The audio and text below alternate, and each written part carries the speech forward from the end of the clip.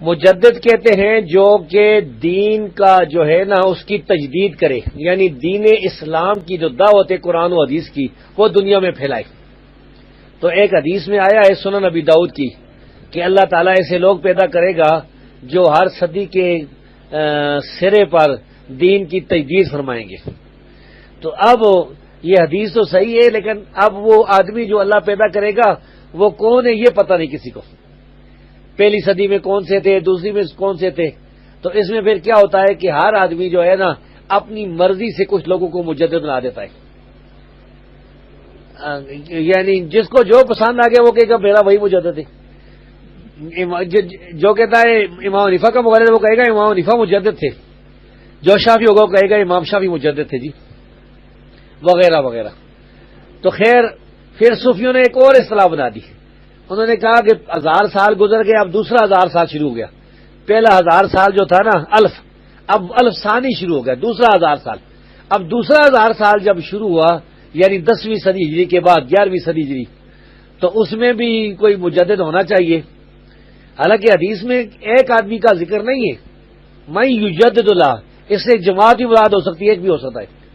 تو اس کے لیے پھر انہوں نے کیا کیا، وہ کہتے ہیں شیخ احمد سرہندی نام کا جو ایک صوفی تھا ہندوستان میں، جسے جہانگیر نے اس کے مکاتیب کی وجہ سے، اس کے خطوں کی وجہ سے قلعہ گوالیار میں بند کیا تھا، گرفتار کیا تھا، مجدد الافسانی ہے۔ بس یہ پروپیگنڈا صوفی نے شروع کر دیا، اور پھر ہوا کیا، اب چاروں طرف سے بس یہی نعرے ہونے لگے مجدد الافسانی ہے۔ تو بہرحال خلاصہ یہ کہ حدیث صحیح ہے، لیکن مجدد کون ہے اس کا کوئی پتہ نہیں کسی کو۔ زیادہ سے زیادہ ہم یہ کہہ سکتے ہیں کہ بھائی قرآن اور حدیث کا راستہ ہی سچا ہے، تو جو آدمی اگر کوئی بڑا عالم ہے اور یا عالموں کی جماعت ہے نیک لوگوں کی جو قرآن و حدیث پر عمل کرتے ہیں، اجماع پر عمل کرتے ہیں، سلف صالحین کے منہج کے مطابق عقیدے ان کے صحیح ہیں، صوفی وغیرہ نہیں ہیں، تو وہ لوگ مجدد ہیں، وہ ہر صدی میں بھی ہو سکتے ہیں۔ پہلی جو 3 صدیاں ہیں اس میں تو بے شمار ہیں، آپ دیکھیں گے تو یعنی صحابہ ہیں، تابعین ہیں، تبع تابعین ہیں۔